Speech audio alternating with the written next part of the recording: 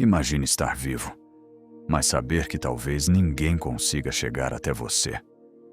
Na Tailândia, 13 pessoas ficaram presas dentro de uma caverna, enquanto a água fechava a única saída.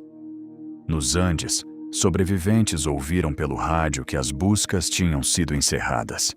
E no Atlântico Sul, um homem passou 133 dias sozinho em uma pequena balsa, sem saber quando alguém apareceria. 3 lugares diferentes.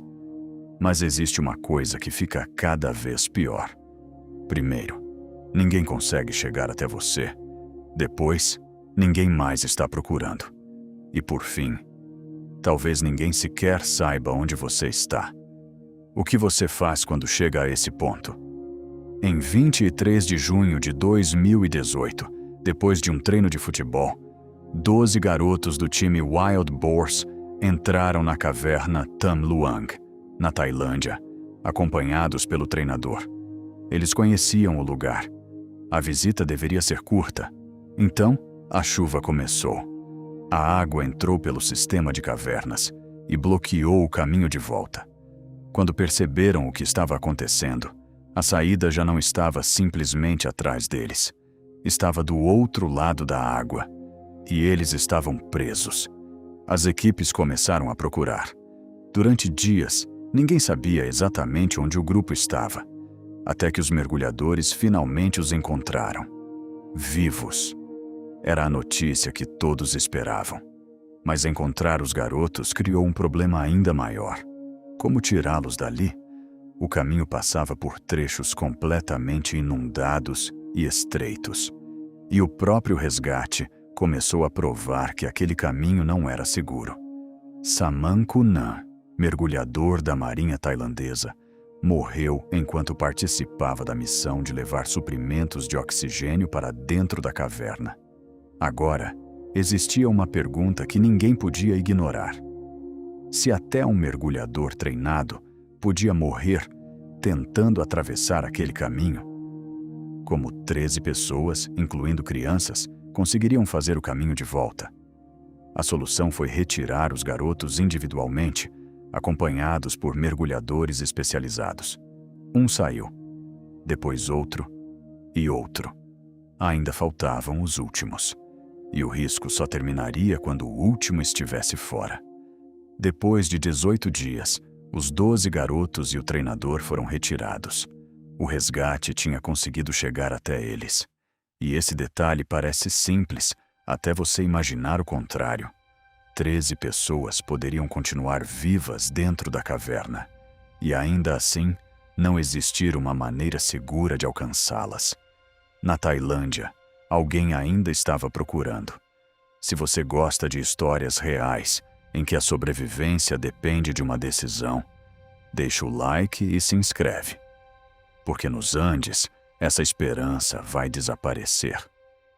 Em 13 de outubro de 1972, o voo 571 da Força Aérea Uruguaia caiu nos Andes. A bordo estavam integrantes do time de rugby Old Christians, além de amigos e familiares. O avião se despedaçou. Os sobreviventes ficaram dentro da fuselagem, cercados por neve, frio e montanhas. No começo, havia uma certeza que mantinha a esperança viva. Alguém estava procurando por eles. Havia aviões, havia buscas, havia uma possibilidade de resgate. Até que, no 11º dia, eles ouviram pelo rádio que as buscas tinham sido encerradas. O mundo lá fora acreditava que eles estavam mortos. Para quem estava dentro da montanha, aquilo significava apenas uma coisa: ninguém mais viria. A comida acabou, o frio continuou, e os sobreviventes precisaram tomar a decisão mais extrema para não morrer de fome. Passaram a se alimentar dos corpos daqueles que haviam morrido no acidente. Não existe heroísmo nisso, existe sobrevivência. E a montanha ainda não tinha terminado. Dias depois, uma avalanche atingiu a fuselagem. 8 pessoas morreram. Depois disso, esperar já não parecia esperança. Parecia uma sentença. Então eles precisaram escolher: ficar ou tentar encontrar ajuda. Uma primeira expedição avançou pelas montanhas e precisou voltar. A tentativa revelou algo pior. Eles estavam muito mais isolados do que imaginavam. Mesmo assim, Nando Parrado, Roberto Canessa e Antônio Vizintim partiram novamente. Depois de uma longa subida, Parrado e Canessa chegaram ao topo.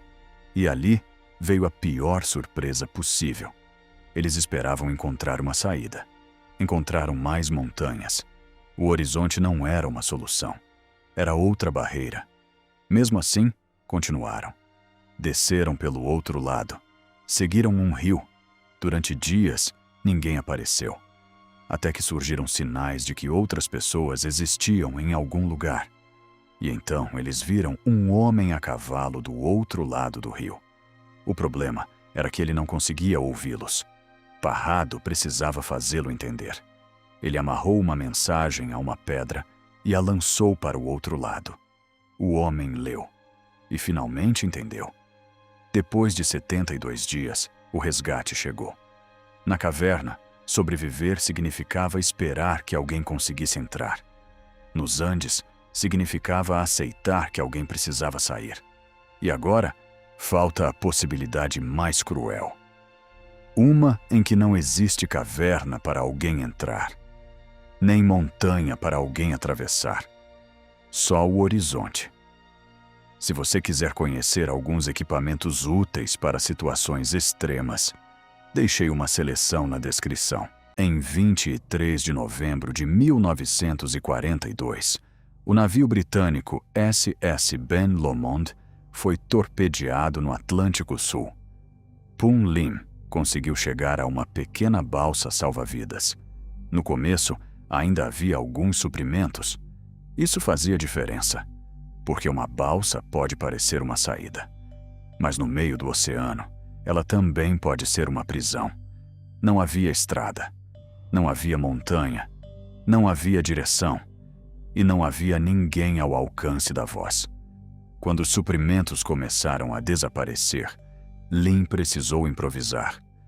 Usou materiais da própria balsa para pescar. Coletou água da chuva. Encontrou maneiras de conseguir alimento. Não porque soubesse quando seria resgatado, mas porque não sabia. E esse é o ponto em que essa história muda. Pum Lim não estava tentando chegar a algum lugar. Ele estava tentando durar. Um dia, depois outro e outro. Nada aparecia. As tempestades passavam. A fome voltava. A sede voltava. E a única coisa que ele podia controlar era o próximo movimento. Os dias viraram semanas.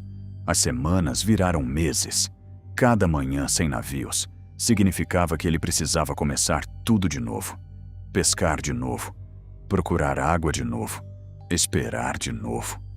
Não havia uma etapa final que ele pudesse enxergar. Havia apenas o próximo dia. E ele permaneceu sozinho na balsa durante 133 dias. Até que, em 5 de abril de 1943, algo finalmente apareceu. Pescadores brasileiros encontraram a balsa na costa do Brasil. Depois de meses em que o oceano parecia não terminar, havia finalmente alguém ali. O resgate tinha chegado. Mas existe uma diferença brutal.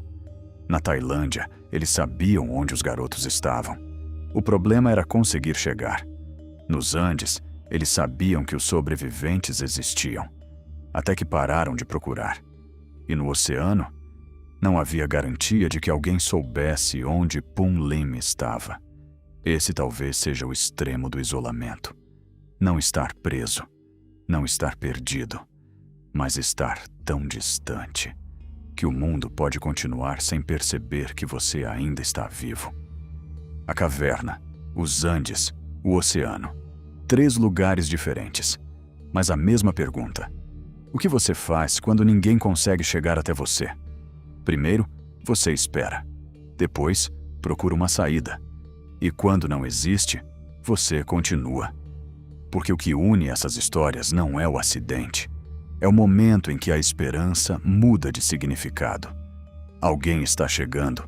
Depois, talvez eu precise ir até eles. E por fim, Eu só preciso continuar vivo até alguém me encontrar. Talvez esse seja o pior momento. Não quando você percebe que está preso, mas quando percebe que ninguém sabe onde você está. E mesmo assim, você precisa continuar.